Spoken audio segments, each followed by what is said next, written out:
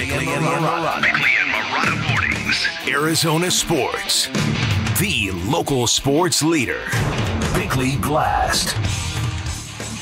There is nothing normal about the Territorial Cup. It is one of the strangest, most overheated, rewarding consolation prizes in college football, but it's off the charts strange this year, and here's why. In some years, bragging rights is the only thing the winner of the Cup receives, years when both football teams had very little else to lean on. And this is more than a year where one team is really good and playing for something really big, where the other team has been mostly hot garbage, where the only redemption left is to beat the dreaded rival and pull them back into the boiling pot.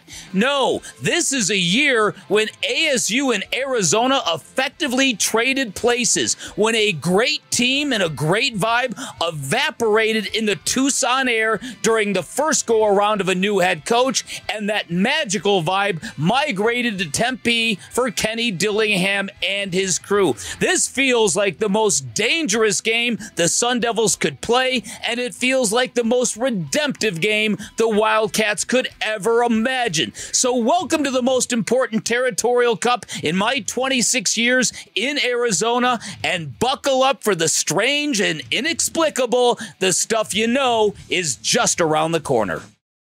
There's the snap. Fifita drops back to throw with time. Delivers deep. Wide open is McMillan, and he has an easy touchdown.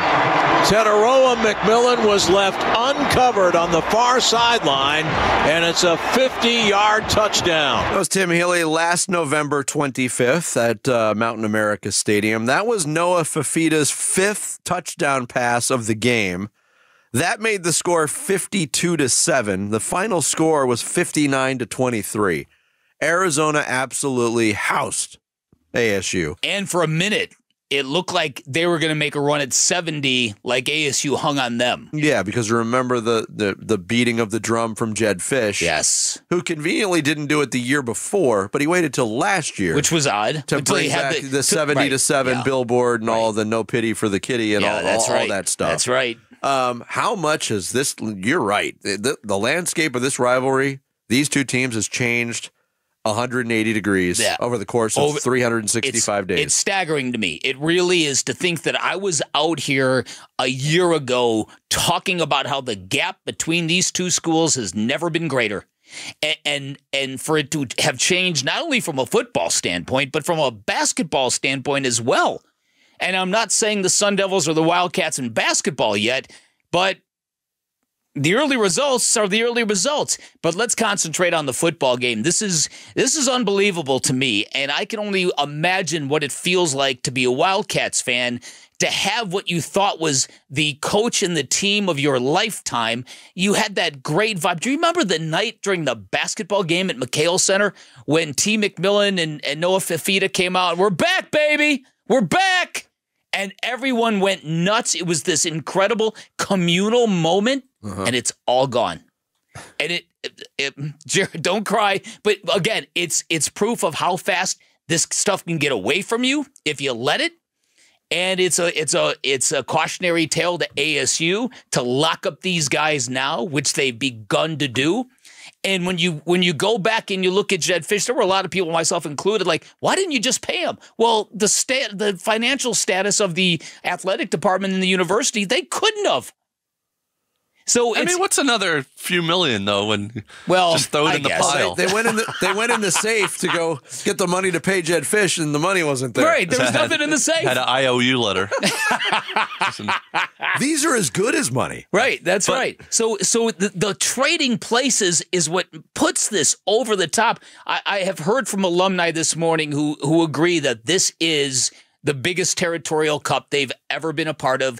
A couple of alumni are telling me that they've all got friends who vowed to never go to Tucson again for the rest of their life. They're all going for the game. So that's pretty much what Graham Rossini told us yesterday. Yeah. I try to avoid Tucson all I can. Danny White telling the story for years about how he would go to broadcast the game and he would hold his breath. I'll take it a step further. Right. I don't like Tucson. I've made that abundantly clear in my time on this show. I don't like going there. I don't even like going to Arizona's website to get information. That's the only thing. I feel weird doing that. The only thing I can't stand about Tucson is just the driving. I've never seen slower drivers in my life than on Speedway, but ironically on Speedway Boulevard.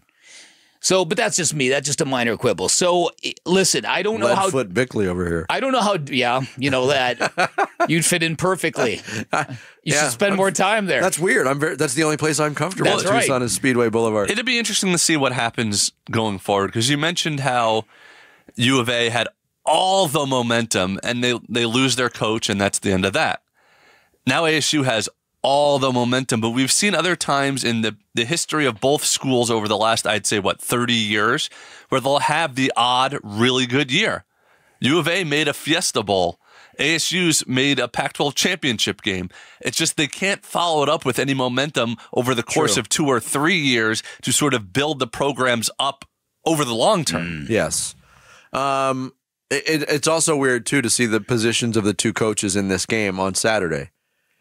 Brent Brennan right now is where Kenny Dillingham was a year ago. First-year coach. Obviously, there was no expectations on Kenny Dillingham in his first year. Right. That's the big difference. But Brent Brennan is swimming.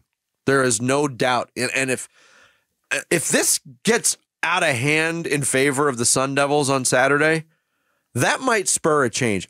You mentioned their financial situation down in Tucson is not the greatest from an athletic budget standpoint. I don't know how much that would have to come from boosters, and they have a lot of deep-pocketed boosters down there that might be willing to pay a check to get rid of this guy. But yeah, that's how badly this has gone for Arizona this year. Listen, and I know Kenny Dillingham didn't mean to take a backhanded shot at Brent Brennan, but the question he asked at the end of our interview basically served the purpose, and that is, you've got 3 first-round draft picks on that team. Why aren't you better? Yeah. Coach, why are we better? Well, the thing is this. The thing is this. What a loser. And bring it up when we had Coach Noodle. Just a well, I don't know what's going on. He was asked, Brent Brennan does he need to play up the spoiler angle this week? Not really. No, I think it's more about just the fact that we're playing ASU and just what this game means to everybody here, what this game means to everybody in the state, and just what a big game this is in college football. Look, I will never, it doesn't matter. ASU could be 11-0 going into this game. U of A could be 0-11. I would feel trepidation about going into this game. As you should. And because I've lived in this rivalry for 40 plus years, I've seen all the weird stuff that happens. I remember, pro ASU, Kevin Galbraith going down and ASU beat the Desert Swarm defense 7-6. They made one play offensively and it was enough to win the game. Yeah. And that ruined things in a lot of ways for Arizona. Yeah. I guess the thing is, like, how good actually is this ASU team? Because if they're as good as their record, they should easily beat U of A, because U of A is getting killed every game. Yeah, but with the exception of the Houston game. But again, they're getting killed. There's motivation in this, and that's why I brought it to Kenny Dillingham when we had him on. They embarrassed you on your home field last year. Yep. Noah Fifita threw for over 500 yards. He did. Teteroa McMillan had 266 yards receiving. They had over 600 yards of offense. They rubbed their faces in. Yes, they did. And other things. And other body parts too. And I know Burns and Gambo are kind of pondering, hey, how many guys from ASU actually played in that game? I just went through the cursory stuff. Cam Scadaboo played in that game. Max Ahanachor played in that game. Leif Fatanu played in that game. Shamari Simmons, Jordan Tyson, Kyson Brown. These are key players on this ASU team. Who played in that game. They felt it.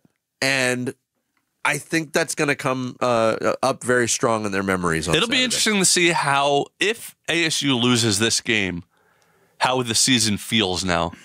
Because this has been a magical, surprising, shut up, Jared. Fantastic season. I'm just saying, like, because you know how fickle the fan base of all sports in town can be. But, like, you lose that game, people are going to say choke job. It would feel exactly the way you would think it would feel. It would feel like, figures, we can't have nice things. Nothing ever works out for us. It's the feeling that people had that BYU's they're going to convert this Hail Mary just because that is our lot in life. But I will say, going into it, ASU is so far ahead of schedule. Yes. Jarrett mentioned something during this segment, which is the elusive carrot in all of this. Sustainability. Mm-hmm. This feels like the beginning, regardless of what happens the rest of the way for Arizona State. I believe Dennis Erickson and Todd Graham each had 10-win seasons, right? Yes. They did. And that never built into anything. But they had great character. Again, shut up, Jared. No, Shut up, Jared. I'm just saying that, like, No, you're right. U of A has done the same thing. Yes. They've had 10-win seasons scattered throughout the last 20 years and just doesn't do anything. Mm-hmm. Ugh, I'm starting to get nervous. You win this game, I'm telling you, we need to open up a bar in Tempe and just call it Scadabooze. We'll just spell it Booze at the end of it. Ooh, that's good. Scadabooze. That's really good. That name will be golden in Tempe forever. It's close to Couple my, of notches below close to my Tillman. Big 12 fantasy football team. Is he name. 21 yet? Which is what? It was the Scadaboobs. My logo was Okay, let's Otherworldly. break here. Okay, we don't need to hear the logo. didn't make the playoffs though. Thanks for watching Bickley and Marotta. Click to see the latest Bickley Blast and hit the button in the middle to subscribe to Arizona Sports.